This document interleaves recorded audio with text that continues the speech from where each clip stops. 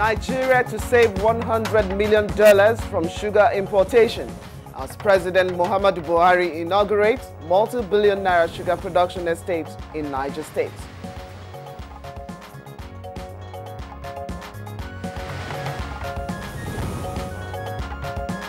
Senate to approach Chief Justice over court decision restraining Assembly from overriding President's veto of electoral amendment bill.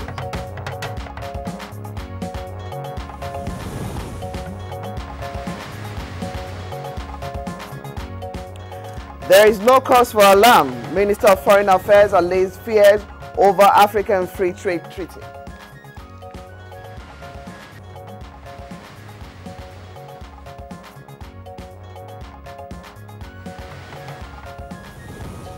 On Good Morning Nigeria today, we examine the subject of sleep and its implications on health and lifestyle.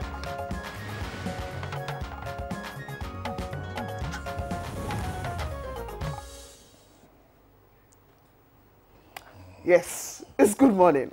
Now let's ask this question, start off with this question. How many hours of sleep do you get in a day? I can assure you I didn't get enough today, so you caught me trying to catch the final part. Well, or perhaps I should ask Kingsley. He gets to be here every morning, as in every working day of the week.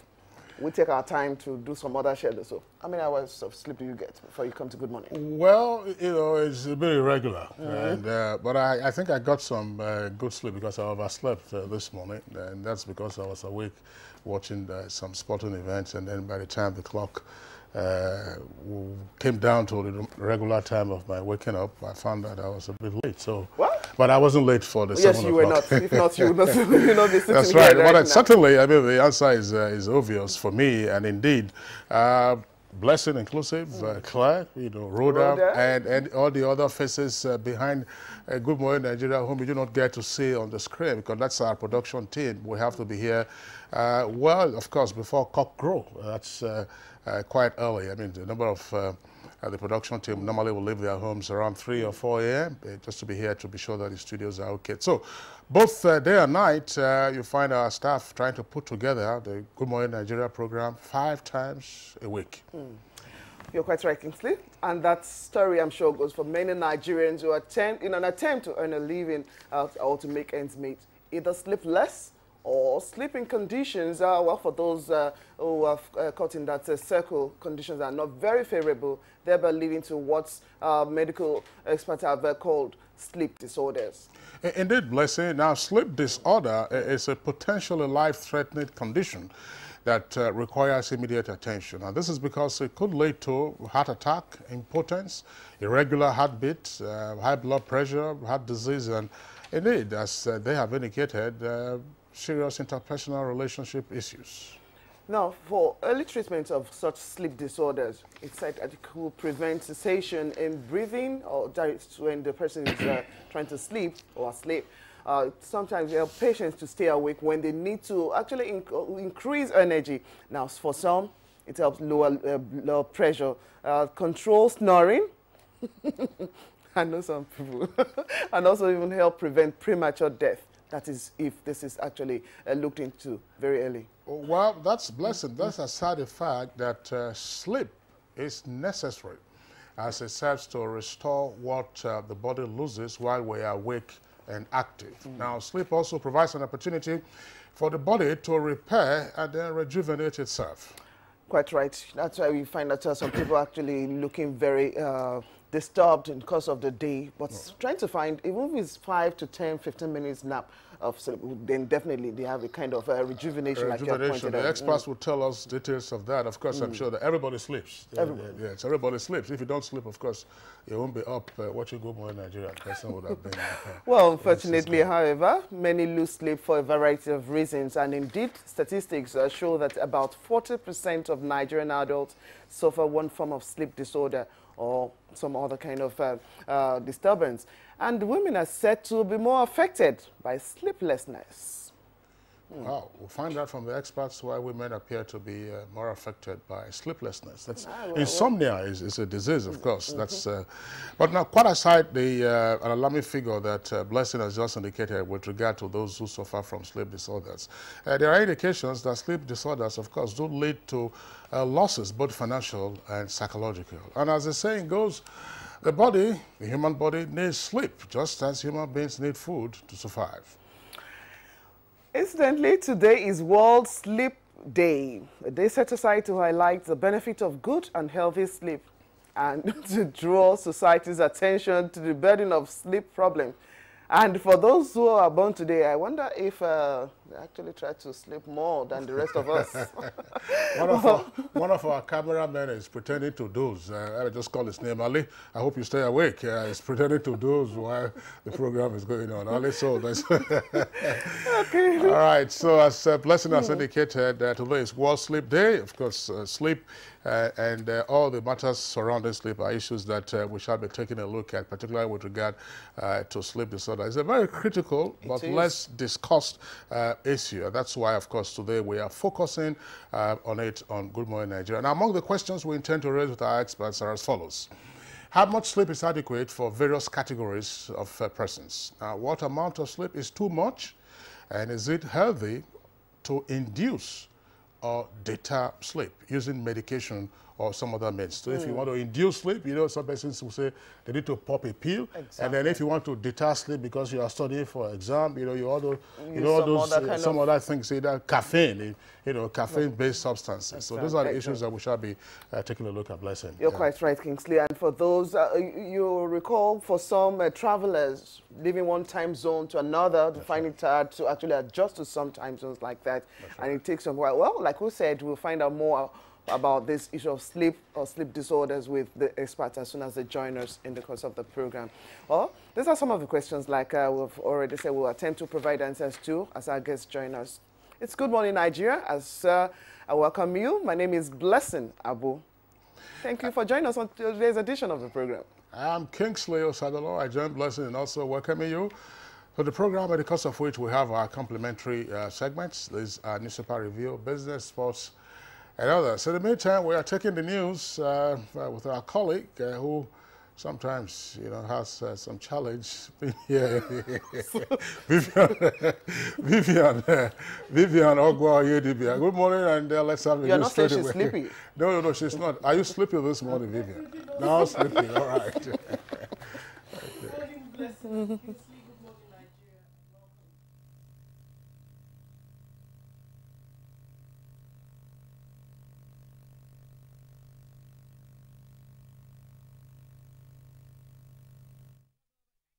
Youth unemployment features strongly in our party's manifesto. We intend to attack the problem frontally through revival of agriculture.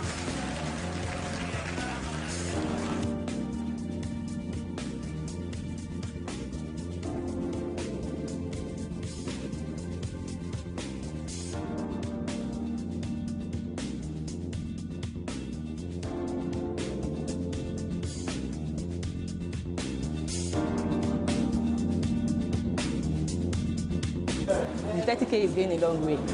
Actually, I bought an acre of land for 60K like 2012, and presently I have a cassava farm and a yam farm.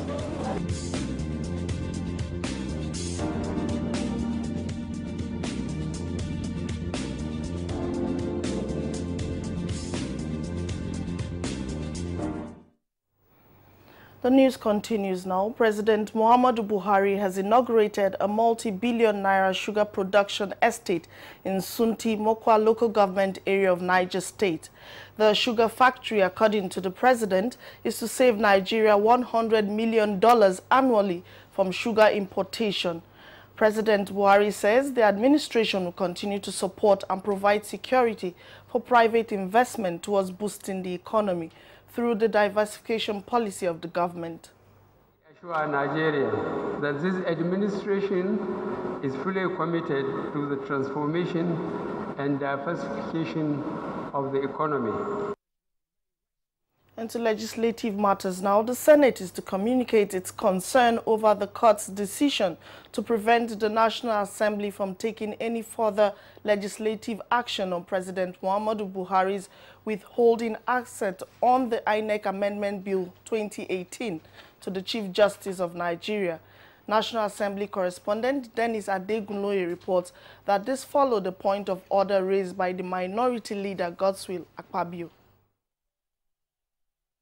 Because of separation of powers, it is my view that in order to forestall this kind of situation happening in future, that this Senate should view this matter very seriously. What is important is for us to sustain this democracy, build on these institutions.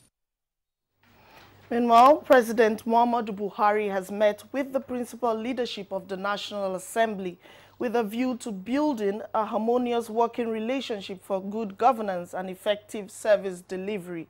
State House correspondent Adamu Sambo reports that critical national issues were discussed at the meeting. Opportunity to share our own views on some issues and given an opportunity to also to ask questions on some areas that he thought needed us to be able to have, will be well informed on. It's a good development. We intend to build on it. It's a confidence building mechanism, and it's an interface that would definitely create a new dimension in the governance of this country.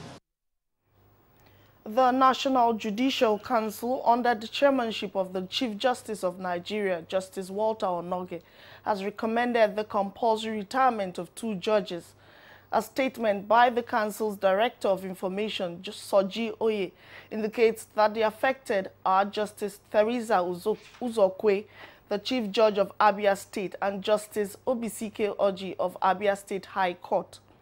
The statement adds that the Council also issued stern warning to Justices S.E. Alade Toimbo and Olushola Ajibike Williams of the FCT and Lagos State High Courts. The 85th meeting of the Council saw the setting up of a committee to investigate a Supreme Court justice and 2 state chief judges, while 60 judicial officers were appointed for 24 states. The House of Representatives has urged President Muhammadu Buhari to direct the Federal Ministry of Mines and Steel Development to suspend ongoing processes for the concession of Ajaokuta Steel Company. This followed a motion by 25 members who argued that a firm engaged to carry out the audit of the steel company is alleged to be incompetent. Finally, request the President of the Federal Republic of Nigeria, Muhammadu Buhari, GCFR, to stop the Honorable Minister of Mine and Steel, Honorable Kayode Fayemi, from proceeding further with the concession and process of Ajaokuta Steel Complex pending on a review audit by the House of Representatives in the interests of the national economy. Meanwhile, the Minister of Mines and Steel Development, Kayode Fayemi, says the ministry has not contracted any transactional advisor for the concessioning of the Ajaokuta Steel Company, as wrongly asserted by the House of Representatives. And ahead of the signing of the African Continental Free Trade Area Treaty by African heads of states next week in Kigali, Rwanda, Nigeria's Minister of Foreign Affairs, Jeffrey Oyama, has met with stakeholders, including the Manufacturers Association of Nigeria, to explain the significance of the treaty to Nigeria. Correspondent Makut Simon Macham reports that the minister and Nigeria's trade negotiator, Ambassador Chiedu Osakwe, told the business community that their input will be considered as the final document is being worked out along the line. This signing is not the end of the process. It's an ongoing process, and that they will have time and the opportunity for all their other concerns to be taken on board and to figure very prominently in the final agreement.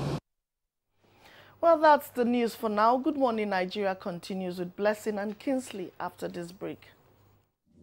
All right, now it's time for us to take a look at some business stories, and our correspondent, Comfort Amodu, has stories on the OPEC forecast of global oil demand, plus the gemstone market.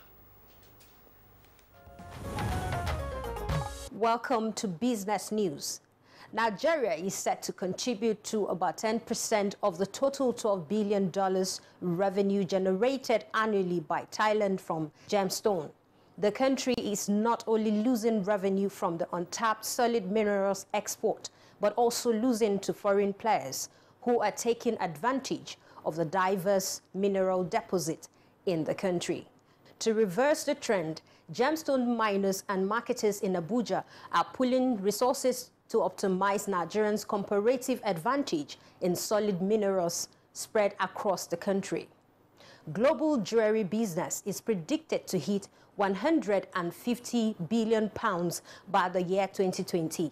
The Federal Ministry of Mines and Steel Development puts gemstone export from Nigeria at not less than $3 billion annually. The Organization of Petroleum Export Countries, OPEC, has predicted global oil demand to rise to 1.60 million barrels per day this year from the previous 1.59 million barrels per day. It also raised its forecast for non-members oil supply this year to 1.66 million barrels per day from 1.40 million barrels per day, almost double the growth of predicted 4 months ago. Although OPEC gave the estimate of growth in its monthly forecast, it projects that expansion in supply outside the group will exceed gains in demand. Oil prices have so far topped $71 a barrel this year for the first time since 2014, now at $65 a barrel. And on a cheery note, Nigeria has ranked 91st out of 156 countries in the annual Sustainable Development Solutions Network's 2018 World Happiness Report, released by the United Nations. The report ranked 156 countries according to factors such as GDP per capita, social support, healthy life expectancy, social freedom, generosity, and absence of corruption. It revealed that Finland is the world's happiest country, while Burundi placed at the bottom of the happiness index. The survey also found Americans were getting less happy even as their country became richer. Nigeria had ranked 95th on the index in 2017. Finally, equities on the Nigerian stock market closed today on a negative note as NSCE ASI depreciated by 0.53% to close at 42,185.38, losing for a second straight day. Next is graphic summary.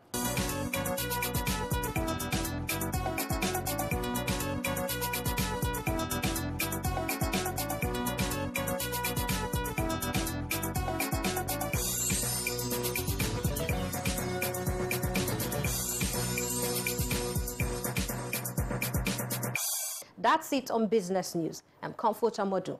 Do stay tuned for more on Good Morning Nigeria. Thank you very much, Comfort Amodu. Up next for us is the newspaper review.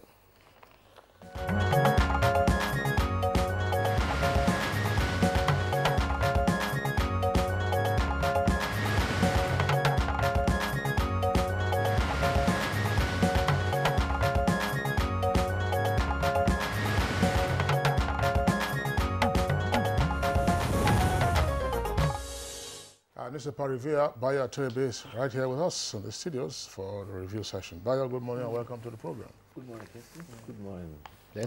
Good morning. We hope you slept well last night. Yes, I did. Oh, congratulations. More sleep or less sleep? Too much sleep is dangerous. Too little sleep is equally a peril. So you have to balance your sleep. All right, Bayo. Well, that's our topic this morning. So we're interested in making sure that you sleep very well, so you could do your own bits here on Good Morning as well. Okay, let's kick off with this day newspaper. This day newspaper, we have several headlines there, but I'll start off with the one just below the nameplates. 25 people killed as herdsmen invade Kogi villages. Well, Two Riders Senate condemns killings, Benue holds another mass burial, and declare herders terrorists like you did IPOB, showing cartels president. More details of that on page 6, or continues right on page 6. The story about the headsman, well, not on the other paper I have, but I'm sure Kingsley has something similar. Okay, let's get you to take... Well, you have the story of the headsman attack on Kogi, right there on the front page of Blueprint newspaper. Just below the nameplate of Blueprint newspaper, suspected headers killed 25 in Kogi invasion. With the rider, stop the mayhem now, Senate tells Buhari. That's not, if you see the Blueprint newspaper, the front page, just below the nameplate of the Blueprint newspaper, that's the headline there. Suspected headers killed 25 in Kogi invasion. Now, the lead story is on with a kicker where it says, troubled Senate to CJN, that is Chief Justice of Nigeria, called judges to order and frowns at electoral amendments ruling and wants respect for separation of powers.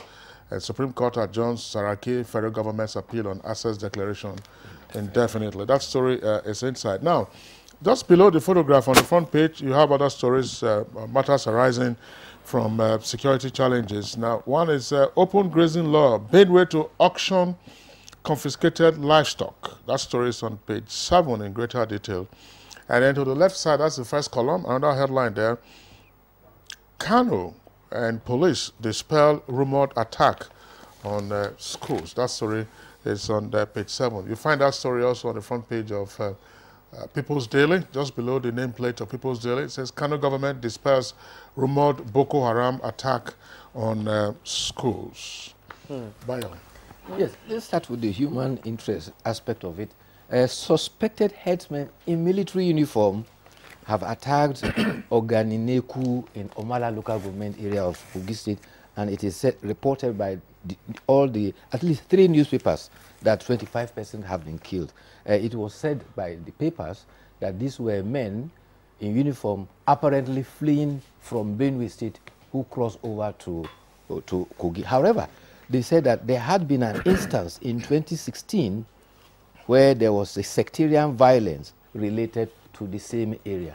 So one is not straightforward, but apparently all the papers were reporting the same press release that originated apparently in Abuja. The other concern is the issue we raised the other day about fake news. Rumor on the social media alleging that there's security threat and invasion of schools whereby students in boarding communities are subject of kidnap and attack is causing stampede. Such reports has element of malice and social upheaval. And so those who originated it ought to be traced and prosecuted for causing that unnecessary alarm. It's a false alarm that has been raised. Yes, granted that we have security challenges, but raising such false alarm is not helping matters. We should all put our heads together to find solutions. Now, coming to... Bayo, just before you leave the subject of security, you know, no matter the origin of the copy, if they are reporting that, if most of the papers are reporting that 25 persons have been killed in Kogi invasion, add that to the 26 or so persons who were buried in Benue. That gives you 51. And then you tally that. Of course, you recall some weeks ago on this program, you discussed the figures of persons who had been killed since the beginning of the year. This year, yes. Those figures at are that time it was about 731. That's right. So if you were to add all of that to this, last week there were other fatalities in the plateau. It's worrisome. Yes, it's very, very worrisome. Yes. All right, Bayo, so you were going to I was now going to look at the issue about the Senate. The Senate has frowned at the order of an Abuja Federal High Court asking it to withhold a further legislative action on the Electoral Amendment Bill 2018 on a motion that was moved by the Senate Minority Leader, Gospel Akpabio. He says he relied on Order 45 of the Senate and said that he has perused the Constitution and nowhere is a court empowered to stop the proceedings of the Senate. And he has concurrence with the Senate Majority Leader, who says that if the court should do anything at all, you should wait until the National Assembly has passed the law, it has become law, and there is a subject requiring it to intervene by way of interpretation. And therefore, they should respect the principle of separation of powers and not stop the Senate from doing this function. The Senate President has said that the issues are clear and the principles are also clear. We will convey our concern to the Chief Justice of Nigeria. Meanwhile, this day is reporting that the National Assembly has agreed to go ahead to what measures to override the president's withheld accent. They says the legal department has provided positions for them by asserting that Section 76 of the Constitution requires of the Constitution requires that INEC should in itself comply with the Electoral Act. Furthermore, on the amendment that was proposed for Section 138, they said the amendment they professed for is also helping to eliminate an ambiguity in the subsection 1 of the Electoral Act. And it goes forward to reinforce Section 65, 105, 131, and 177 of the Constitution. That's the story actually for this day. Yes, there is even a third one. I say there is amendment of Section 152, sub 3, sub 5 is predicated, or there's a precedent. The Supreme Court has issued a decision in the Attorney General of Abia State and others versus Attorney General of the Federation, and therefore they stand by their position. And the development by implication is that the position earlier espoused by the spokesman for the House of Representatives, that they were going to expound 2 of the amendments and send back, is going to be jettisoned. Meanwhile, there was a meeting between the president and some leaders of the National Assembly. This time, it involved the Senate President, the Speaker of the House of Representatives, the Majority Leader, the Minority, and the Minority Leader. The Deputy Speaker, too, was all there. And the subject they discussed was, of course, about the issue of the Electoral Act and also the budget. The President has, in fact, directed the Secretary of the Government of the Federation to direct the ministers to go and defend their budget. All right, Bayo, thanks a lot. I mean, you saw yesterday when there were reports as to the decision, the ruling by the judge granting an injunctive relief to a court party, a party, you know, restraining the National Assembly from overriding the president's veto. It was quite clearly a matter for concern. What was the purpose of all of that? As you rightly explained, the process of passing a law started a long time ago, and now the president has vetoed the bill. Were you going to say that the National Assembly should not kick in its own constitutional powers of override, assuming that's the way it wants to go?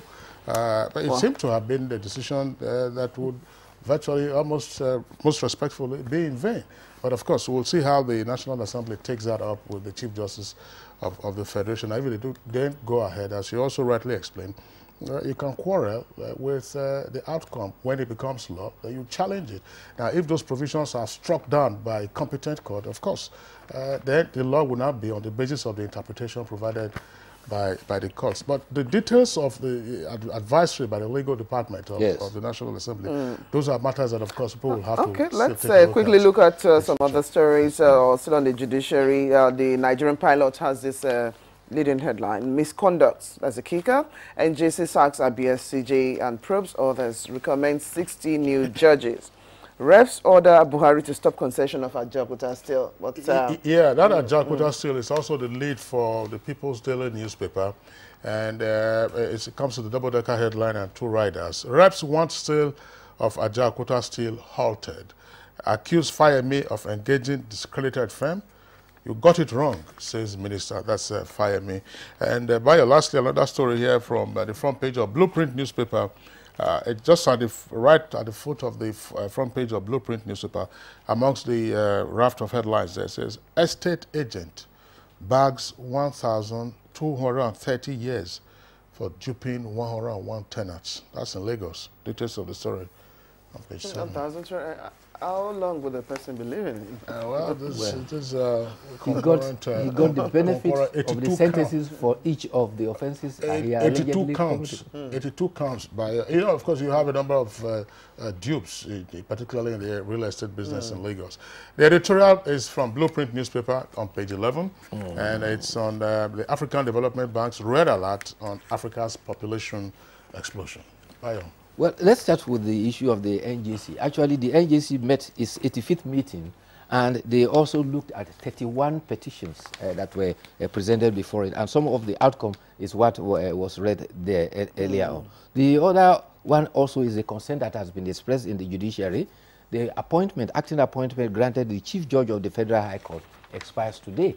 You will recall that he was in acting capacity. The 3 months elapsed, and he was given another extension of another 3 months. And therefore, there is now a vacuum, as so to say, at the headship of the Federal High Court. Meanwhile, coming now to the editorial, well, the African Development Bank has re-emphasized the dual potentials of African youth. On the one hand, we have a large population composed of youth, which is a potential for development. But where it is badly managed, particularly where you have several idle hands, it is also a potential for an explosion. And this is why the African Development Bank is courting leaders across the continent that we should be of concern. And for us in Nigeria, if we look back, as far back as 1960, our population was about 45.2 million. And that is what the editorial is talking about. And today, it is estimated that our population is about 182.2 million. That's about 300% increase over 56 years. By 2050, the United Nations says Nigeria's population could rise to about 399 million, and Nigeria will be the third largest populous country in the world. And that is a matter of dual concern. One, if managed properly, is a potential for the development. Otherwise, we could be in a Malthus theory situation. Many more mouths to feed, so many more jobs to create. And if you're not creating those jobs, in tandem with that, then you have challenges. Malthusian theory setting. Yeah, thanks a lot for being around. We hope you enjoy your weekend. So you go back to sleep after this program. Thank you very much. You can recuperate.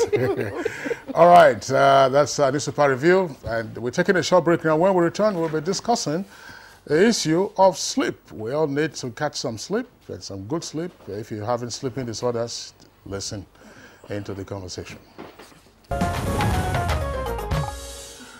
All right, now you're welcome back. If you just joined us, it's Good Morning Nigeria, reaching you live on the network service of the Nigerian Television Authority. Well, today is World Sleep Day, and we are focusing on this very important aspect of our lives as individuals and as living beings. As a prompt for our discussion this morning, let's join our correspondent, Oyemi Ajayi, who's got the background up.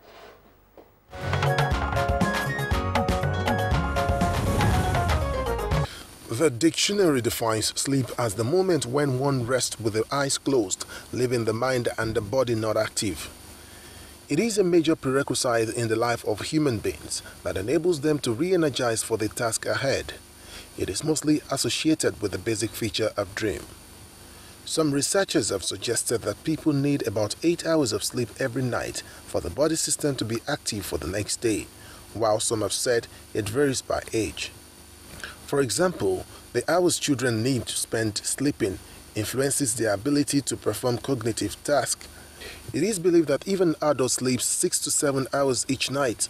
It will enhance longevity and increase cardiac health. Research has also shown that there are different stages of sleep.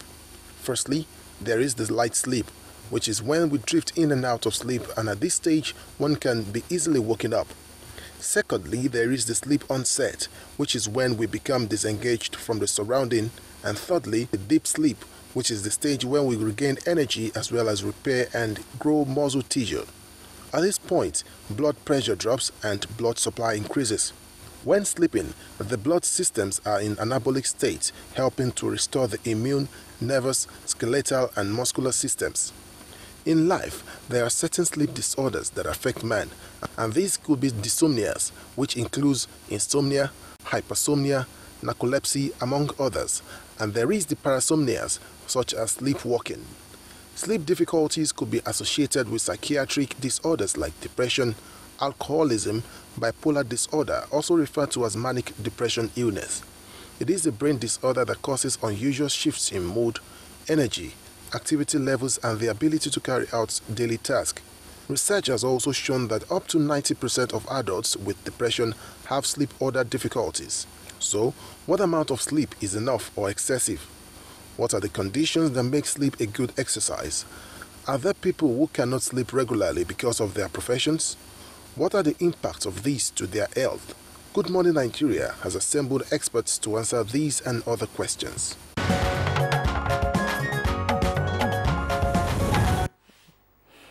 Thank you very much, Oyeyemi Ajayi. Now, if you've fallen into such categories as has been listed out there, I'm sure you'll sit back now or at least listen to see what help will be coming your way.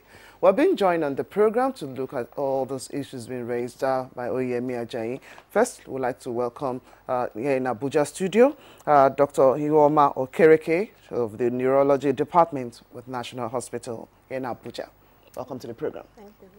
Also joining us here in Abuja studio is Dr. Onwefe Akato Eneka. She's a consultant psychiatrist with Synapse Services Center for Psychological Medicine, also here in Abuja. Welcome to the program, Thank Dr. you very much. Okay, Kinsley, we have other guests. Yes, we have other guests joining us from our network centers. First, we'd like to go over to our Benin Network Center, where we have Dr. Sunday Olotu. He's the medical director of the Federal Neuropsychiatric Hospital at Uselu in Benin City. Dr. Olotu, pleasure to have you on Good Morning Nigeria.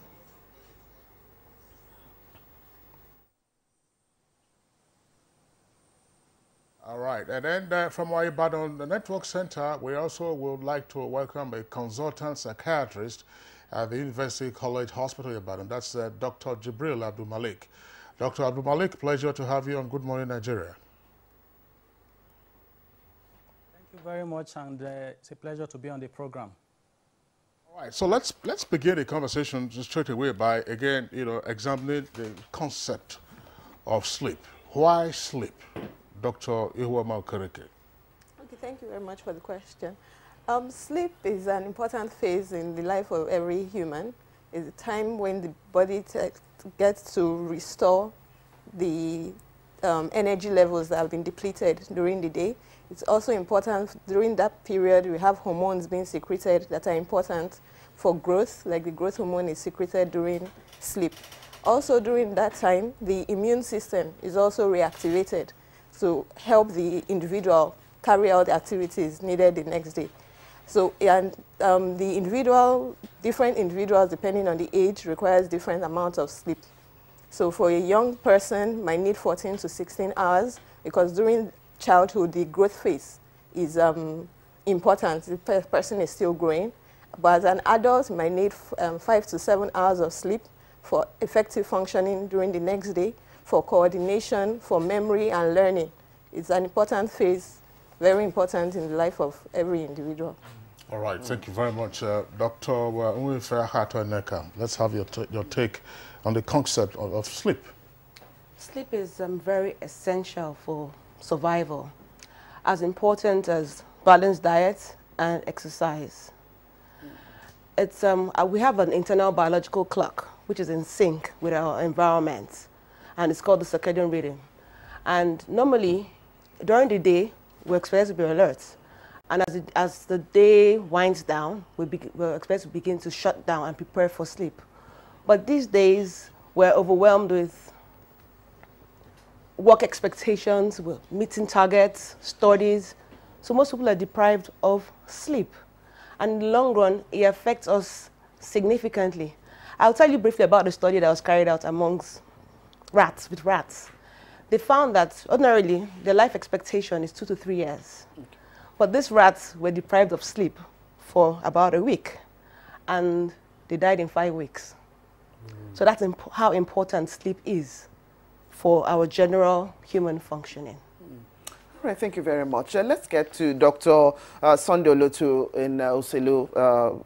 That's in our Benin studio, rather, is of Federal Neuropsychiatric Hospital Uselu, but he's in our Benin studio. Now, what happens to the body function, as from the brain to other parts of the body? Dr. Akato just said something about the internal clock and other mechanism of the body. What happens to us when we'll sleep well or we'll fail to sleep well?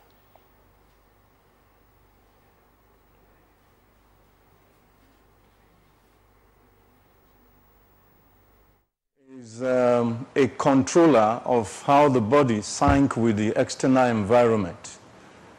So if there is a shift in that internal clock as a result of internal changes in the body, maybe stress or changes in the body hormones or neurotransmitters or other chemicals, or changes in the environment as to maybe somebody walking late into the night, or a derangement in the person's routine, that can shift that internal clock balance that also controls wakefulness and sleep. Depending on the shift direction, it also affects sleep and creates its own consequences. Thank you very much. Let's get Dr. Jibril Abdulmalik's perspective on what really happens to us when we'll sleep or when we'll fail to achieve the required sleep hours for us to actually function well. Thank you very much. I would want to approach this from a very practical perspective. For those of us who use laptops or computers, you realize that sometimes when you have multiple windows open, you are working on many things, you have the Word document open, you have opened several windows, and you don't shut down the system. What then happens is that sometimes your laptop will just stop functioning. It will just stop, it will hang, or it will freeze, and you will have to sometimes shut it down and then restart it before it functions again. So that scenario is exactly what happens with our body. When we sleep, that is a period when our body replenishes itself, repairs itself, memory is consolidated, you know, and then your emotions is like a timeout from all of the stressors of day-to-day life that you are exposed to. So if you do not, or you deprive yourself, or you are unable to achieve this sleep, to allow your body undergo these natural restorative processes, which is very, very important for physical reasons, for emotional reasons, psychological reasons, as has been mentioned earlier, because some hormones, some activities occur during sleep. Some of them includes memory, but the things you want your brain to remember, it is consolidated when you are sleeping. You know, the heart, the hormones that are secreted that affect metabolism, for example, the glucose, the sugar in your body. So all of these things, if they do not occur the way they should, what studies have shown is that when you are deprived of sleep for, say, 36 to 48 hours, so 1.5 to 2 days, you then become disoriented, your judgment becomes impaired, your ability to make decisions is affected, your ability to concentrate on tasks, so your productivity reduces, and then you may become irritable and have emotional, you know, irritability. And so it's not, it's counterproductive, it's counterintuitive, because students, for example, think that it's better to read all through the night so that you can achieve make-up time. But the end product is that your memory reduces when you are deprived of sleep. Your attention reduces, your productivity in tasks reduces. So sleep is as essential to life as oxygen that we breathe every day and the food that we eat every day.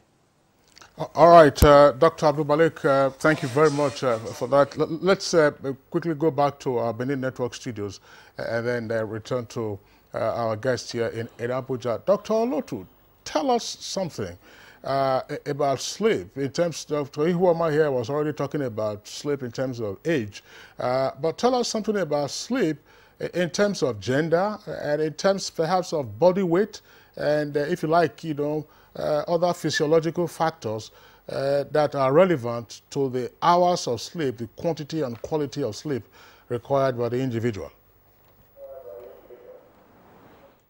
Yes, like she mentioned earlier, the first thing to note is the differences in sleep duration with respect to age. The younger they are, the longer sleep duration that is needed. So with age, as you go older, the required numbers of hours of sleep reduces. Then the issue of gender, I think female, more or less, they tend to, because they are of their hormonal status and balances and imbalances, they tend to have sleep issues more. Then the fatter or the more weightier someone is, overweight or obese, the chances are that they will sleep more often or have sleep problems too. And then the presence of external stress, the higher they are, the less people will sleep. The presence of other physical and medical conditions, usually the chronic types, will affect sleep in such a way that they sleep lesser and lesser. Then there are an array of psychiatric problems that have sleep problems as well. Depression, the manic bipolars, the schizophrenics, and the anxiety disorders, they affect sleep duration in different ways. These are various factors that can affect sleep. Then these people who do shift work, there is also a factor that affects sleep. And people who travel from one time zone to the other. These are various epidemiological factors or variables that can affect the duration of sleep. Thank you very much, Dr. Olotu. Let's get back to the studio here. Yes, Dr. Eneka. It's estimated that about 40 million Nigerians actually are deprived or having some form of sleep disorder, one form of sleep disorder from time to time. And about 95% actually go unnoticed or undiagnosed because perhaps they don't really know it's actually a problem. How did we get up to this level, and what exactly is happening that people actually cannot say, okay, this is what is causing me some kind of sleep problems that I have? What have you found out? Well, in regard to sleep disorders, generally, like was said earlier, we have the dysomnias and the parasomnias. So there's a wide range of sleep disorders. So when we talk about dysomnias, we talk about insomnia, that is reduced quality and quantity of sleep, and the parasomnias, which are phenomena which are related to sleep or the sleep-wake cycle, or the transition between sleep and wake. One of the issues we have is lack of awareness. So people don't seem to realize how important sleep is. So like I said earlier, we're carried away by targets, trying to meet up with targets, career goals, and work. So in recent time, and we have primary insomnias and we have secondary insomnias. Sometimes there are causes like physical conditions or mental health conditions, which often go unnoticed, especially the mental health conditions which are associated with sleep. So hence, this is the importance of awareness. People know that there are certain conditions that are related to sleep. And if they're aware that these conditions have been maintained because of lack of sleep, then they realize that they must address sleep. Could you have an example of such, at least for people to like actually... depression and anxiety. Those in depression, there's significant reduction in sleep quantity and quality. So most of them are able to initiate sleep, but they wake up early and they feel, when they wake up, they feel unrefreshed most times. And a long period of insomnia can predispose to depression, and in some cases, suicidality. And in some cases, depression. Sleep is a symptom of depression and anxiety disorders. Also, we have other mental health conditions like bipolar and schizophrenia, which also alter our sleep pattern. All right, Dr. Akato Eneka, thank you very much. Just let's return to Ibadan Network Studios. Dr. Abdul Malik. Dr. Abdul Malik, I'd like you to speak more on what Dr. Olotu already explained in terms of factors that might impact the quality and quantity of sleep. For instance, the weight of a person. Why would say an obese person sleep less or sleep more? Those who do shift work, why would it? How does their shift work disrupt their sleep patterns, and what can be restorative in all of that? And then, of course, traveling between time zones, that's understandable. You cannot be in the air, 24/7. But speak more on this. Thank you very much.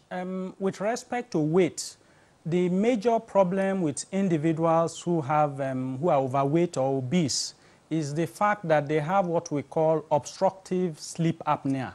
That's that our breathing is very important, whether we are awake or we are asleep. Our breathing, our brain, our body needs oxygen. If we stop breathing, we'll be dead. So, and this air we breathe passes through our nostrils, passes through the windpipe to our lungs. So individuals who are obese, who are very big and have a lot of weight, when they are asleep, the weight of their chest and the fat on the walls of the chest, as well as the neck, tends to compress these pipes that allow air to pass from the nose through the windpipe to get to the lungs. So when it constructs it, they are then unable to breathe for some time or breathe well. And so the brain becomes deprived of oxygen, and then they are awakened from sleep because of the oxygen deprivation. So they have this type of frequent breaks in their sleep, which we call obstructive. Obstructive because it's an obstruction from their weight compressing down on their chest and not allowing them to breathe in properly and adequately during sleep. When they are awake and they are standing, of course, that doesn't occur. But when they are asleep and they are lying down, then this occurs. So they have frequent interruptions of their sleep because of the deprivation of oxygen. And we call these frequent interruptions sleep apnea. So this is the relationship between weight and sleep problems, that the bigger you are, the more fat you are carrying on your body, the higher the chances that you may suffer some obstruction when you are lying down, when you are sleeping, when you are not conscious to breathe in properly, that you will have these problems and your sleep will be interrupted very, very frequently. They also have problems of snoring. And so you may find also that because the nostrils, the air coming in through the nostrils is not sufficient, they try to compensate by mouth breathing, opening their mouths, snoring, and so you find that their partners or people who sleep with them complain frequently of the fact that they snore when they are asleep and so on. So they have this problem. So this is as a result of weight. With respect to shift work and traveling, the explanation for this is the fact that, as Dr. Emeka had explained earlier, that there is the sleep-wake cycle. Our body has its internal clock that regulates it. So if you live in Nigeria, for example, your body starts winding down. The internal clock starts winding down once it's sunset at about 6, 7 p.m. And then by 9, 10, you start feeling sleepy. Okay, this is your internal clock mechanism at work. Okay, so when you are, this internal mechanism regulates itself and works automatically even without your conscious knowledge. When you then are working in a job that requires operating on a shift, maybe you are a gate man, and at night when your body is telling you to wind down, you need to be awake and alert and be patrolling the compound to ensure no thief or intruder comes in. Or you are a health worker, you are a doctor, or you are a nurse, and you are on night duty. You are on call, and you have to be alert, you have to be awake to be able to attend to patients all through the night when your body says you should be sleeping. And then you get home during the day and you want to sleep in the afternoon. And again, you may be on night this week, you may be on morning next week. So the frequent disruptions of this natural cycle that's within your body system makes it difficult for your body. So your body system actually becomes confused. The internal clock becomes confused and doesn't know when it should be winding down or when it should be booting for you to be active, because the time it should be winding down, you are on night duty, you are active and you are walking up and down. The time it should be alert and it's telling you to wake up, you want to sleep because you are off duty during the day. So this sort of disruptions is why individuals who operate shift duties or who travel during the night or work at odd hours, these are some of the reasons why they also have sleep problems. All right, I was just wondering, just a blessing. Dr. Abdul Malik, thank you. One other point that Dr. Olotu raised has to do with women. And it says that women sometimes, because of their hormonal balance or imbalances, they, of course, have some challenges with their sleep. I would like, we're coming back to our Abuja studios now. Let Dr. Ihuoma Okereke speak to this. Dr. Okereke, explain, why hormonal factors, could impact the quality and quantity of sleep that women get. And then are there also age issues, puberty, for instance, menopause? Are these factors in the sleep patterns of women? Okay, thank you very much. For women, there are certain hormones that are needed during their cycle that are sometimes produced during the sleep cycle when they are asleep. And if there's any problem with this imbalance, which could be from a medical condition, or from external factors, like a woman that is pregnant might not be able to get enough sleep because of the physiological changes that go on, or even somebody who just delivered having to take care of the baby at that time, and the baby's cycle doesn't synchronize with yours, so you don't get the adequate sleep. During the night, you think the baby would sleep at that time, but then baby is crying, you're awake, and during the day you have to take care of other factors. Maybe you have to go to work. This might all affect the amount of sleep the woman would get, and this would also affect her ability to function. It might affect concentration, it might affect her productivity during the day. These are unique factors for the woman. And then for the hormonal cycle, at night as well, there are other hormones that are produced which help the endocrine system, the hormonal system of the women. And if she's not getting adequate sleep because of, if she has a medical condition or from external factors, this will also affect her, her sleep quality and quantity. So, you know, if you could still take take on this question, are there other kinds of activities or acts that the environment puts on us or put on people generally that will not help them in the sleep? Dr. Oneka?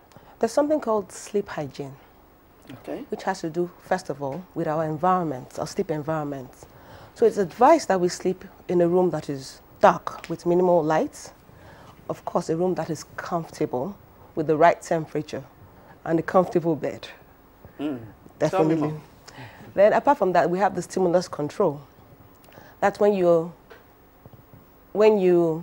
associate your bed with sleep. So the only two things that should happen on the bed are sleep and sex.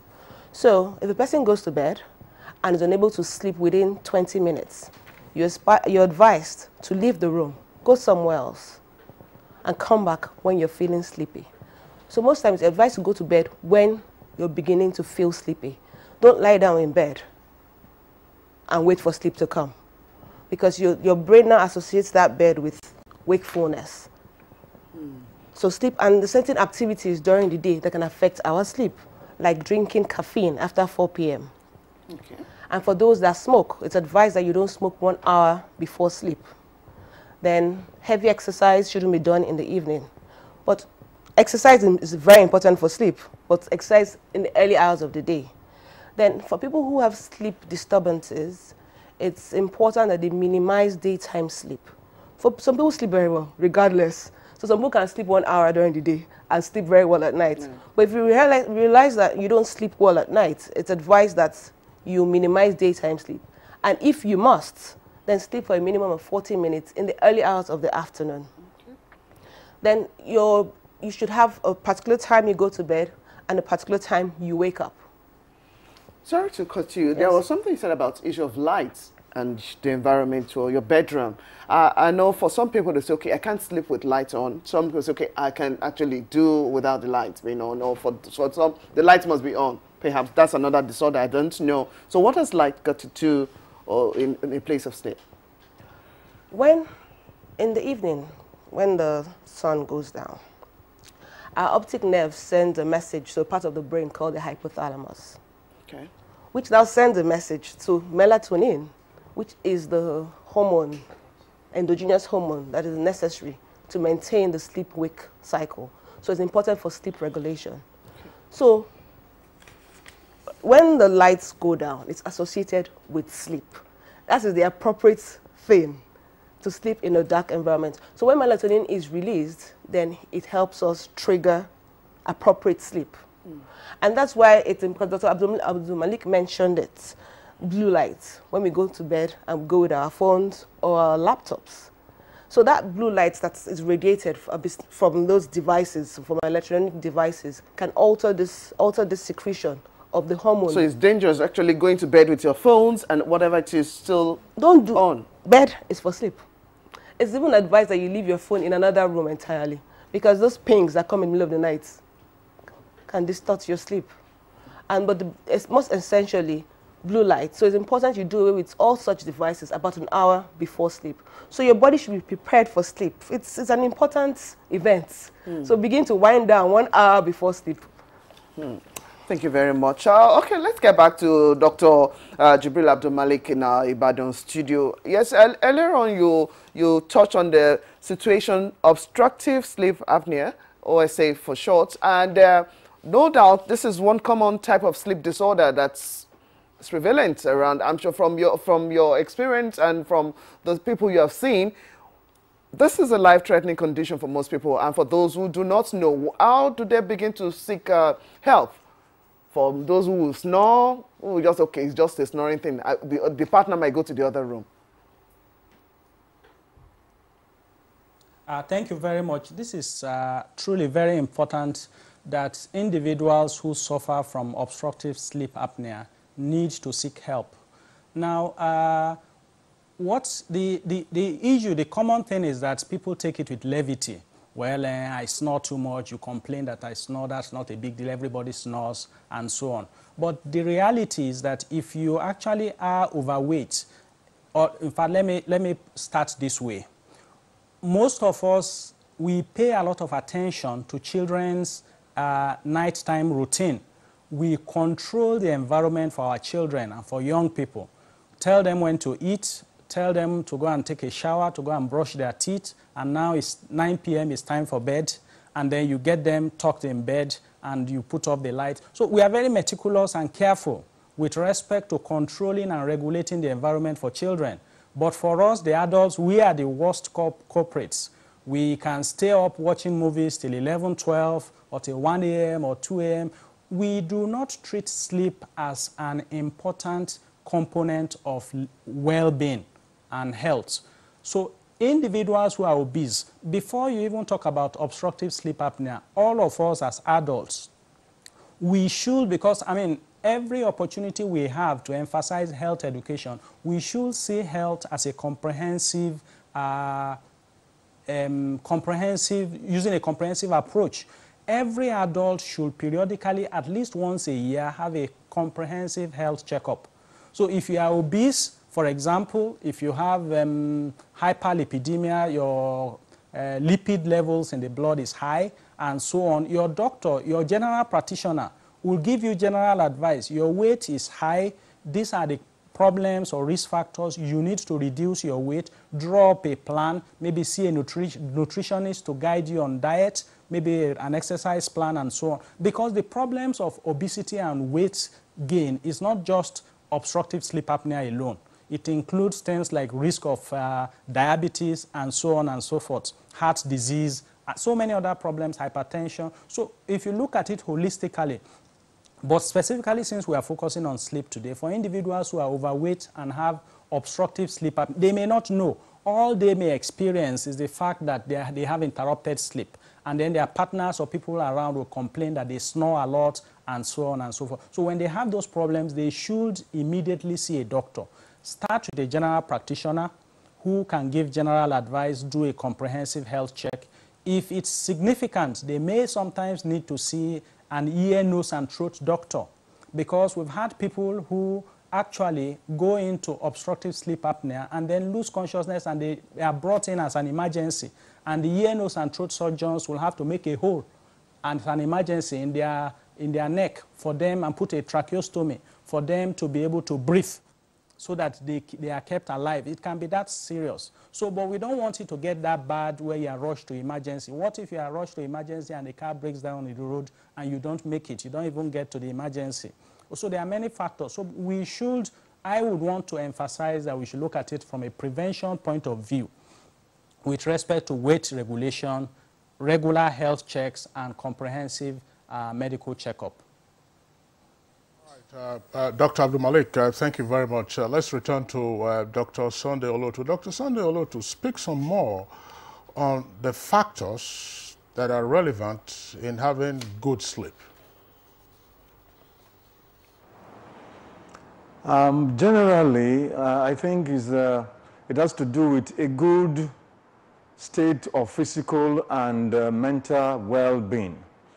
So if the body, soul, spirit, mind, and the environment is in sync, positive sync, then the possibility is that sleep will be good. It will be initiated on time, sustained, and duration enough, and the people will feel relaxed and refreshed when they are awake. So factors that we promote good sleep will include, they've mentioned a few before, good physical profile, as in size, and as in blood levels of lipids and glucose, exercise, periodic exercise, good eating pattern, a routine that is geared towards time in, time out, as to you wake up at this time, you do this at this time, like he said, like Dr. Malik said, preparing children for bed. Adults should also have a routine that is poised towards a good sleep pattern. Then, of course, avoidance of substances that can affect the brain, as in hard drugs, cocaine, heroin, stimulant, caffeine, excessive coke and beverage drinks, cola nuts and snuff and all those stuff. They are also very important things that need to be put in check.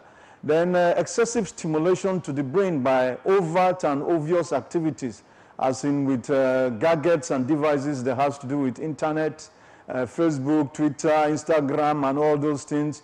The brain is active and working instead of sleeping down. So those factors, when put in place, your physical health is good, your mental health is good, you have a good exercise work balance, life work balance. They all contribute towards sleeping very well.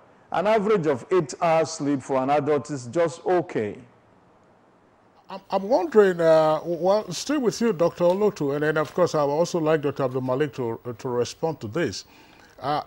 It's fairly common, particularly in urban centers, to see a man, let's say a cart pusher, taking a nap in his wheelbarrow, and the environment all around him is noisy. You also see some of them perched on medians, you know, or concrete pavements, and the man is just, sometimes the woman is just slipping away. How do we explain this? I mean, how do we explain that? And what lessons can, shall we say, others who have regular functions learn, you know, from that kind of sleep? Is it a cat nap, for instance, or just the body just shuts down and the individual goes to sleep? I would love to say that the body is a machine. And like every machine, when overused to a threshold, it will shut down, no matter what you intend to do. So when someone has deprived himself or herself of sleep over some time, either directly in continuum or interruptedly, but aggregated to be significant enough, like Malink said earlier on, loss of sleep from 36, 48, 72 hours, sleep deprivation can have knock-on effect on the individual. So when the body has taken enough stress, wahala, fatigue, or whatsoever, it just has to shut down, no matter what, so it will sleep. Then secondly, people have sometimes difficulty in sleeping in the night, wholly or partly, and sleep interruption. They all constitute poor sleep or significant poor sleep in the night. The body tends to also compensate during the time by taking time off to sleep during the day, even in the midst of noise and whatsoever. Then some people also take things like things needed to help them in their work. The cart pusher or whatsoever, the bricklayer, some of them take substances that tends to want to energize them to do those work.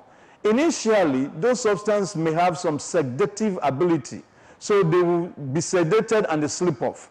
Or on the contrary, those substances may stimulate them to work excessively to some point, then they get fatigue syndrome again, and they fall back to the sleep thing. So all these factors put together have a way of making people sleep very, very insignificantly in significant times during daytime. Dr. Abdul Malik, what's your take on this? I'm sure you have seen some of them around Ibadan, you know, just bail out in their wheelbarrows. Yes, thank you very much. My very senior colleague, Dr. Olotu, has addressed it very comprehensively. The addition I would just make is that you can't cheat nature. So there's an extent to which you can attempt to cheat nature, but but the body will grab back what you are depriving it of. So those scenarios you see in the car parks and all of those, indeed, you even sometimes find commercial taxi drivers, many of whom, because they want to maximize profit, they are on the road every single day, including traveling during the night. And they don't get enough sleep, but they think they can cheat nature by taking stimulants, which are very readily available in the car park. That's another thing for road safety and NDLEA to take place, because we find that in every motor park, substances of abuse are readily available and everybody knows it. And then we entrust our lives to these drivers and they are risking their own lives and our lives. But the point I'm making with respect to sleep is that even drivers who have taken stimulants to ensure, long-distance drivers, to ensure that they remain alert and so on, if they do not get the sleep they need, nature would force them to fall asleep right behind the wheels. And so if you are traveling, if you say, well, I don't travel by commercial transport, you can be traveling in your own vehicle, you check your tires, you use your seat belt, you are driving sedately at 80 kilometers per hour, and another driver who has fallen asleep behind the wheels will just run you off the road completely. So sleep, these are abnormal situations where you find that if you have deprived your body of sleep for sufficiently long enough period and your body needs to shut down, your body will shut down, regardless of the noise of the market, regardless of whether you are behind the wheels you are driving. And these are situations where it can be really, really dangerous, not just for you who is driving, but also for other road users or even pedestrians who are just walking around. So the bottom line, the contribution I want to make is that you can't cheat nature. You can only try, but if it gets to an extent, the body will force you to give what it needs. Dr. Abdul Malik, thank you very much, and Dr. Olotu as well. The examples we cited, were those of the cart pushers or drivers, but we have also seen some political nocturnal meetings and not just political. Day. In the National Assembly of some countries, at public functions, you have seen very senior government officials, not just in Nigeria but in other countries as well. They are going to go down. So that also explains it, I believe. Yes, it does. Oh, yes, it does. Because like Dr. Abdul Malik said, you can't cheat nature. So if you've gone long periods of sleep deprivation, at some point your body tells you it's time to shut down, time to sleep. And unfortunately, those ones sleep in front of international TV. So, and then another thing about daytime sleeping is that our energy levels normally dip after lunch, around 2, 3. And that's the time that your body wants you to take a daytime nap. But unfortunately, work expectations and work pressure doesn't... So it's expected everyone must do that at a point in time. That's you why must have a daytime nap? It is appropriate for people to have a daytime nap. So between how many minutes? Around between 2 p.m. to 3 p.m. Okay. For at least about 40 minutes. That's for the busy executive, not when you're running a shift, I believe, because those are issues that ordinarily will also have an impact on what the individual is doing. But right away, we have a number of reactions that have come in by way of tweets. Just before we take those reactions, let's also have the view of Dr. Ihuama Okereke. Still on the factors that conduce to good quality sleep. Now, some persons will talk about the quality of your pillow.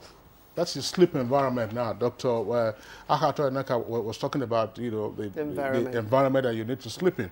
Now, let's look at that.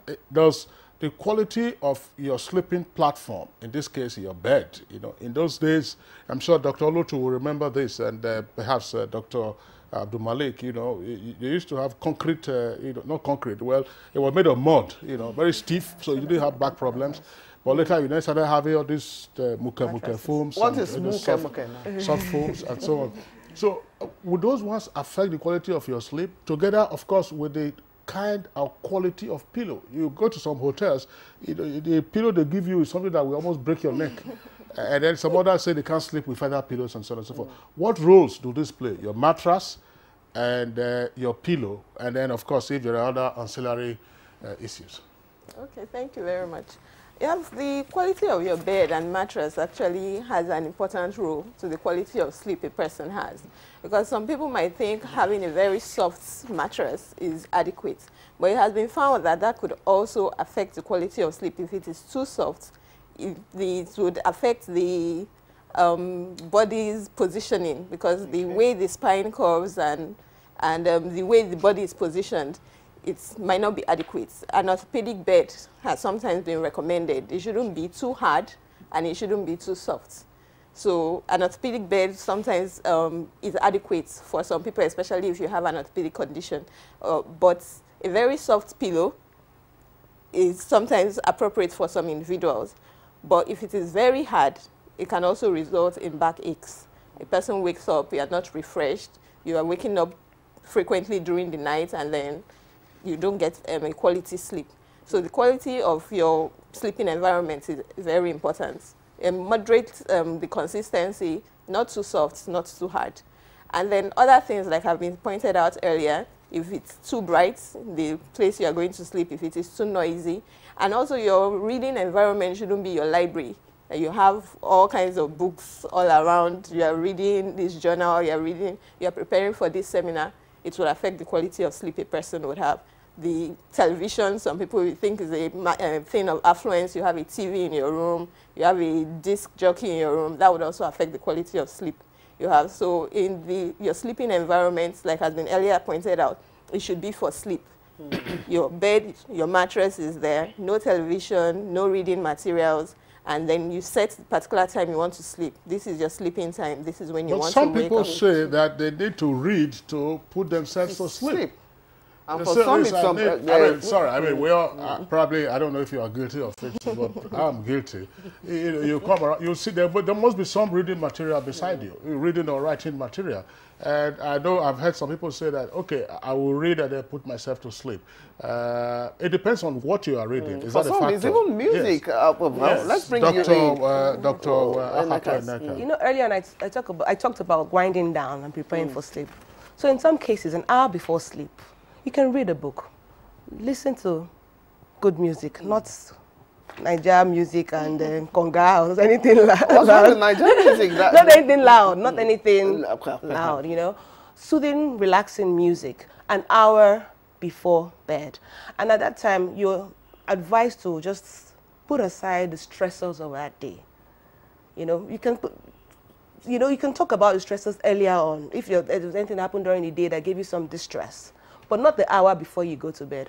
So that hour, you can read a book, you can listen to music, and some people meditate. Great. There's some meditation apps now on our Android and Apple devices that help you prepare for sleep. Yeah, but you say that avoid those devices. Avoid all those blue stuff. You know, by the time you put it there.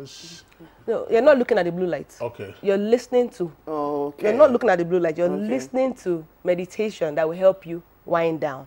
And this is an hour before sleep. Okay.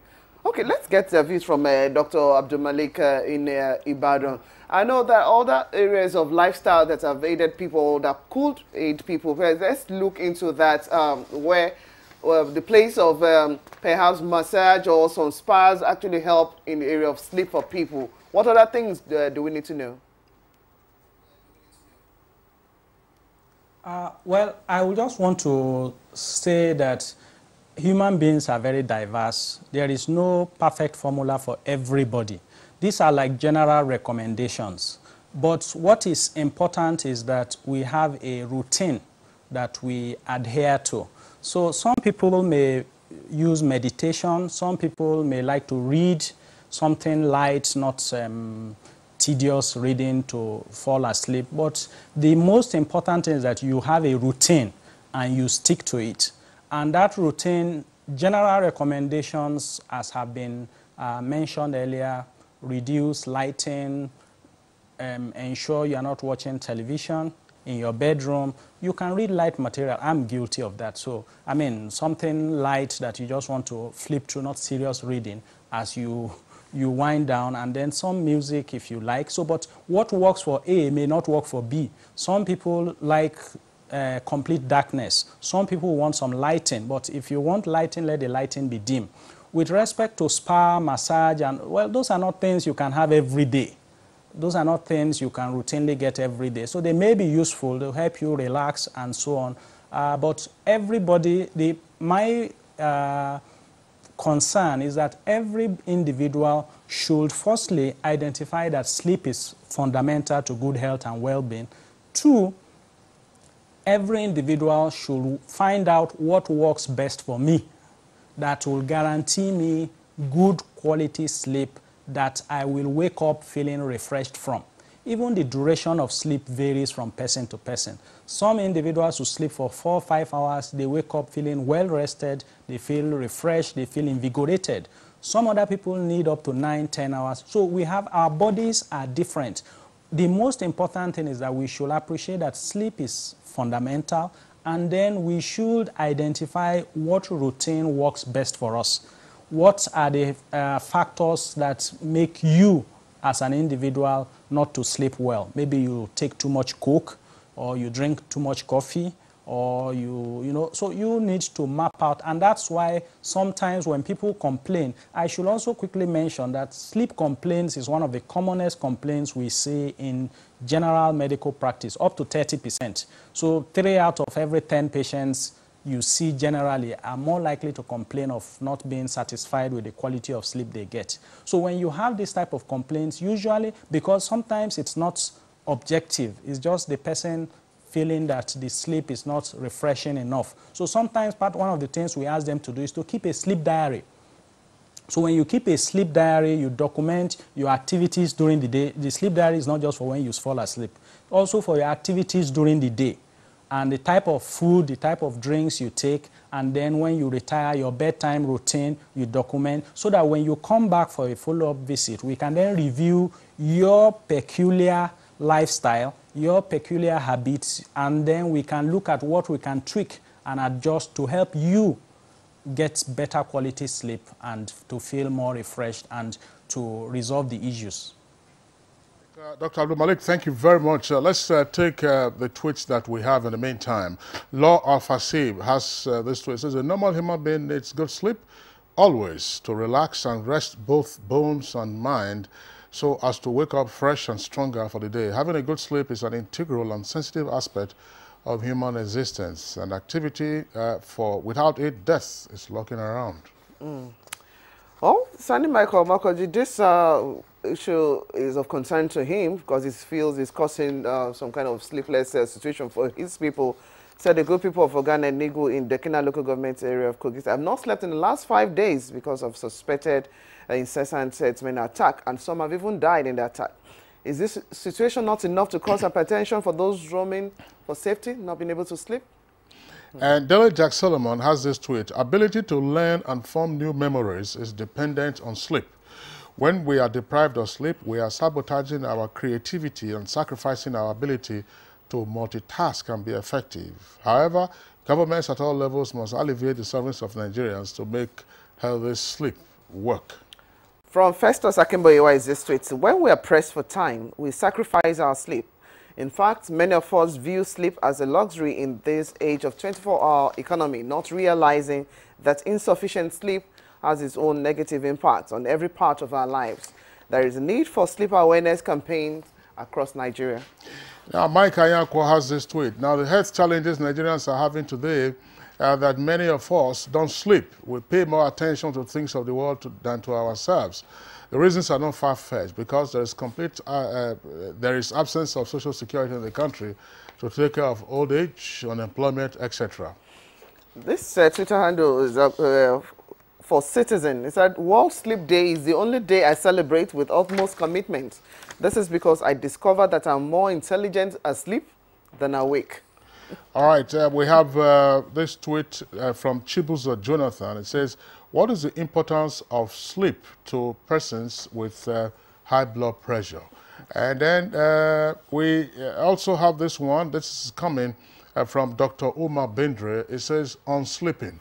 Now, can the discussants relate this problem, that's lack of sleep now, to the quality of political leadership? Also, its relation to poverty, because nearly all leaders and poor people break all these medical rules. Next, another tweet is from Law Alpha. He said, good you have a neuropsychiatric in the studio where they could affirm that their drugs work better when patients sleep often.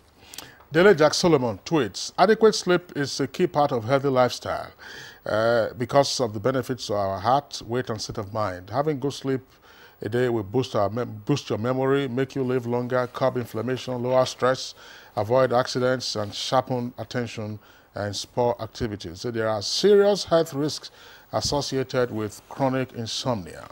That according to the National Institute for Health, insomnia can increase our risk for mental health problems and all that. So those are the tweets that we have. Dr. Abdul Malik, just before you leave, we would like to give you this. Before we sign you off, there were two questions that came from the tweets, in addition, of course, to the other comments. What is the relationship, for instance, between, the question was, relationship between the good quality sleep and perhaps management of high blood pressure?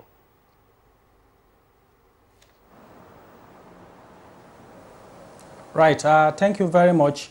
We find that sometimes individuals who have hypertension may have associated, in addition to the fact that they are hypertensive, they may also have a lot of worries, anxiety, and stress. And we know that when you are deprived of sleep, one of the hormones that my colleague, one of the discussants, the studio in Abuja had mentioned earlier, is the fact that when you are asleep, some hormones are released.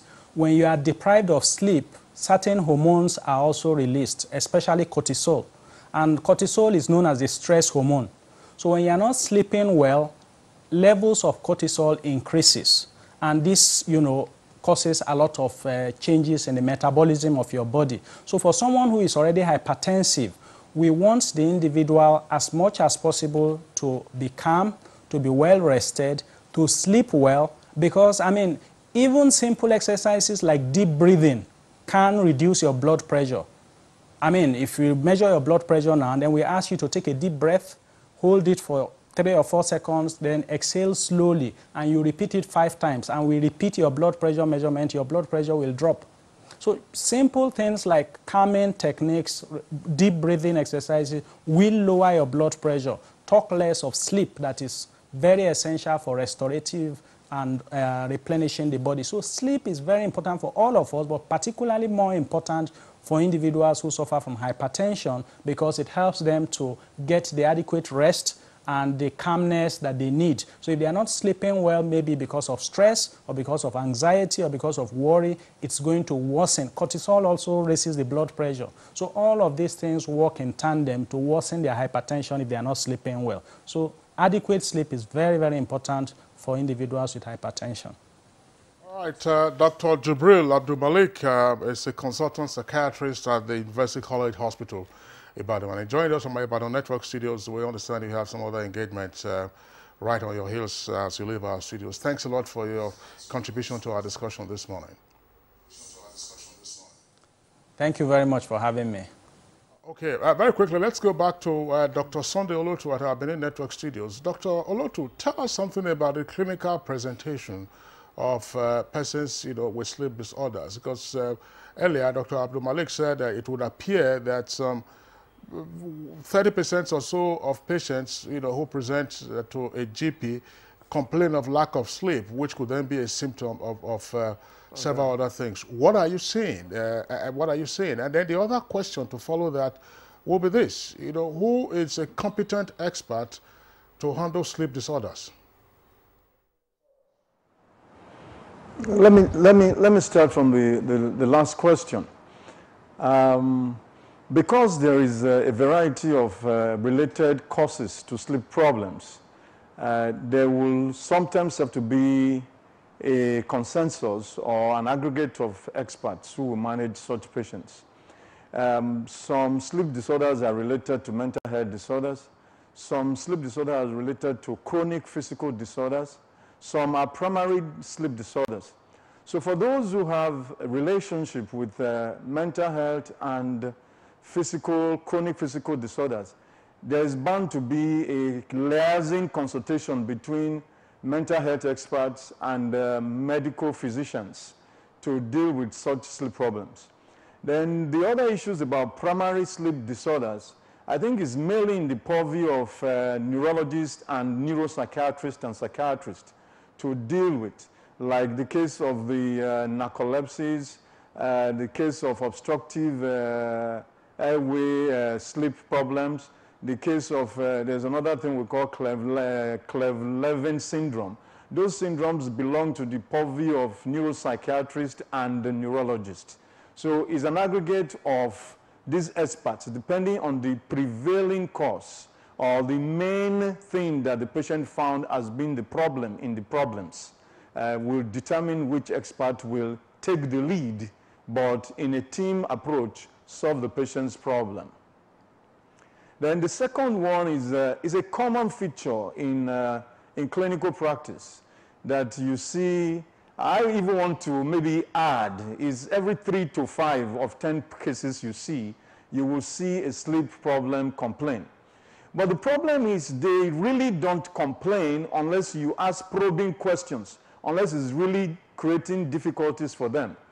So the main thing is the patient will just tell you that, doctor, I don't sleep on time, or I don't sleep well, or I wake up, I feel as if I need more sleep, or my body seems as if I've been beaten or brutalized during the night. Those are the usual complaints that will come out.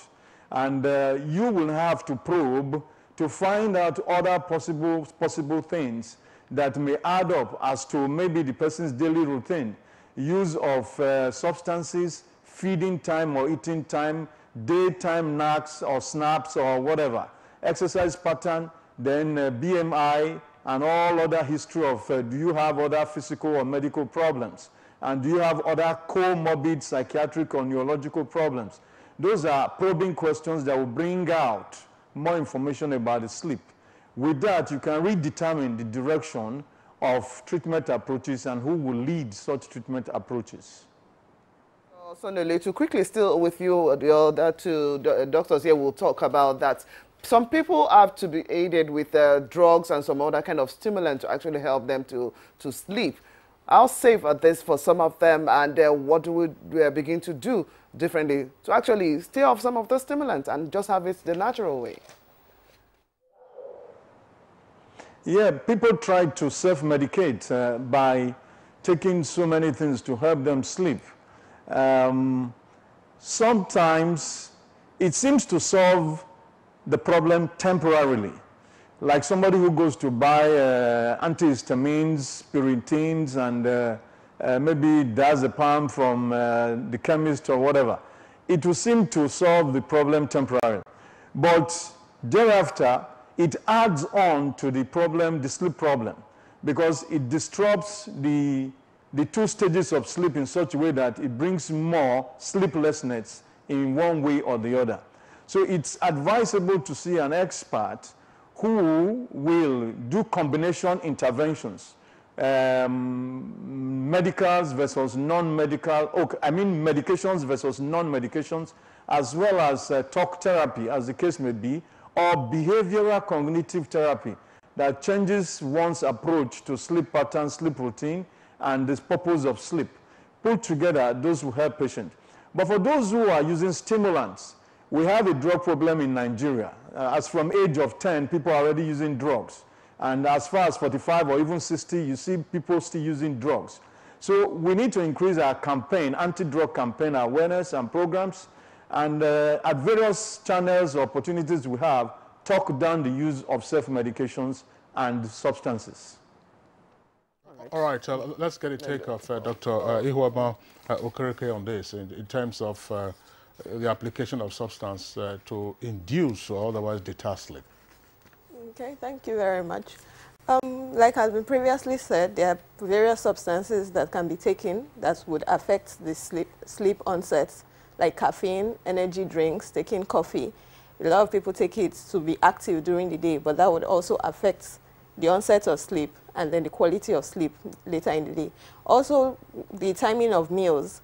Taking a heavy meal at night can initiate sleep quickly, but then the duration of sleep will be affected because the digestion process would still be going on, and that might disrupt the quality of sleep of the individual. What if you don't even eat before going to bed? Then the hunger would get the person. It's too late now. Dr. Yes, let's have your take on this. If you don't sleep, if you're on hunger strike when you go to bed, yeah, Dr. Iwama says the hunger will. You want to avoid anything that will disturb your sleep. But I'm wondering, Dr. Olotu is smiling in Benin. Well, Dr. Olotu, tell us something. I don't know, I'm sure we all have experienced it. Let me put this saying in Benin and say that Talamere Mason Aria Lobie. In other words, there isn't much talk after a Pandadian meal, for dinner. After you eat it, you go to bed, you bail out. But what roles do certain kinds of food play in aiding sleep? Because some persons also talk about you taking milk, for instance, or having a cocoa drink. You know cocoa. If you take cocoa, I mean, pure cocoa. The powder you mix it is, Dr. Olotu. I think the general assumed principle is it's something that will be sedative, inducing sleep, quick and easy for people to fall asleep. Cocoa drink, milk drink, heavy pounded yam or heavy eba or akbu or whatever it is it would generally just be heavy in your system, sedate you, and you just feel drowsy and soporific, and sleep may come on time. That's the only thing. But like the neurologist said in your Abuja studio, there are other inconveniences that creates for the metabolic processes and metabolic system in the body that will cause things like interruption of sleep, inconveniences while sleeping, that you will now wake up intermittently between sleep and so on, which eventually reduces the duration of sleep at night and makes it unrefreshing, makes it incomplete, makes it unsatisfactory. That when you wake up in the morning, there's a risk of wanting to take naps or have naps or excessively sleep during the daytime. So overall, if it's a continuous practice, it is detrimental to sleep and health generally. So it is better to have meals, no matter what it is, before 6 p.m., latest 7 p.m. And so that in 1 hour, bedtimes are usually from after network news for adults. Then the food should have digested or moved beyond your immediate stomach, and you are ready for bed. Dr. Olotu, thank you very much. We have a number of tweets that have come in. Some of them obviously, are speaking to their personal experiences. Bless them. Let's take them so that the guests can also respond to the matters arising from the tweets. Chris Simon has this tweet. Now, some persons are suffering from insomnia. Now, what is the cure for this kind of situation? And what actual number of hours is a man supposed to sleep for in order to revitalize his health? That point has been answered. It depends on the individual. There may be general rules. Yes. Daniel Anthony says, I think sleep is to some extent a matter of individual body system. I, for example, don't sleep for more than 5 hours daily, get a headache when it is more, and it has nothing to do with my age, because even when I was less than 10 years, I was told it's been so. He hasn't told us how old he is now. All right, now we have this from Clifford Aguguesi. They tweets that NAFDAC and sister agencies must be alive to their regulatory functions, as advertising of energy drinks induce people to think that by gulping large quantities of these drinks, they would remain active at work or for other amorous activities, and the body cannot eternally be fooled. Well, for Festus Akimbo, it says, the negative effects of lack of sleep are massive. Sleep deprivation not only affects an individual's health and well-being, it also has its own negative effect on a nation's economy. All of us must recognize and promote the importance of sleep. Akaiju Olagbaju tweets, right from the beginning of creation, God showed us the importance of sleep. Remember, when Eve was about to be created, God put Adam to sleep to have enough energy to withstand recreation. I think it is important to emphasize on moderate sleep necessary for individual health. Victor Isoma says the importance of sleep to our well-being cannot be overemphasized. Medical experts have recommended a minimum of 8 hours sleep a day, but most people sleep less because of workload and trying to make both ends meet. This leads to stress that is one of the causes of sudden death. And Zeva Lawrence tweets, now, does the sleeping position affect the quality of one's sleep? The quality of our sleep is a function of our vertical, that is with God, and horizontal with man relationship. People who want to sleep or to have sound sleep must do no sinful action. Speak no angry word because they belong to God and they are children of the Lord. That's from Clifford Agugoesi. Now, Habila Zakshi tweets, is it true that excess sleep during the daytime contributes to weight gain? First, Osakiboye tweets again. The sad thing is that whilst the prevalence of sleep disorder is rising in Nigeria, there is no provision of adequate medical services to help sleep-deprived Nigerians. Time for change. We have this from Mustafa Migawa, and I will rephrase it. It says, now, why does one go into deep sleep after intimacy? Now, does it have any health implication for the body? Now, Jim or Rashid is asking this question. Good morning, please. If someone is having insomnia, what are the effects on such on individuals, and what can such individuals do to remedy the situation? Jibril Naina tweets, sleep is necessary to the human brain and development. My advice will go to students who do TDB, till daybreak reading.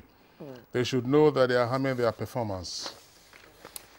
Okay, there are some other tweets, but we'll take a break to quickly bring some messages, and we'll be right back to round off on this discussion. All right, well, that's the most that we have time for. It's been very interesting listening to all our guests. We earlier signed up Dr. Abdul Malik from our Ibadan studios. Then we've had the tweets pouring in torrents. So, you know, you have Nigerians, of course, who are quite interested in this subject matter. We appreciate your being with us. Well, we'd like to appreciate our other remaining guests now. Dr. Sunday Olotu, who is the medical director of the Federal Neuropsychiatric Hospital, Uselo, in Benin City, joining us from our Benin Network studios. Dr. Olotu, thanks a lot for being on Good Morning Nigeria today. Thank you. Okereke of the Department of Neurology at the National Hospital right here in Abuja. Dr. Okereke, thanks a lot for being around. Thank you for having me. Okay, and then Dr. Winfe Akato Eneka, consultant psychiatrist at Shine Up Services, the Center for Psychological Medicine, also in Abuja. Thanks a lot for being around. Thank you very much. Okay, Blessing, that's the most that we can take on the sleep discussion. But one point, of course, that is crucial for labor management is that workers must have break periods. Exactly. And those break periods must be observed religiously. In some countries, even on the African continent, you have a tea break around about 10 o'clock, and then you have your lunch break. All right, so that's the most that we can take. Let's go over now to our entertainment desk to take one of our complimentary segments. 7 in the morning. My name is Blessing Abu. If you don't get to see me, that means I've taken the time off, have some good sleep, I will be rejuvenated to join you. You're not supposed to sleep for 48 hours, so that one is dangerous. No, not 48 hours. Yeah. Well, if I don't see you, you're saying if we don't see you on Monday, that's what you're saying. Anyhow, we hope you enjoy your weekend, enjoy the rest of your day, and try and have some good sleep day after day. My name is Kingsley Osadolo. Thank you for tuning on Good Morning Nigeria today. My name is Blessing Abu. See you and eat well before going to sleep. Not after 6 or after 7, depending on your body chemistry.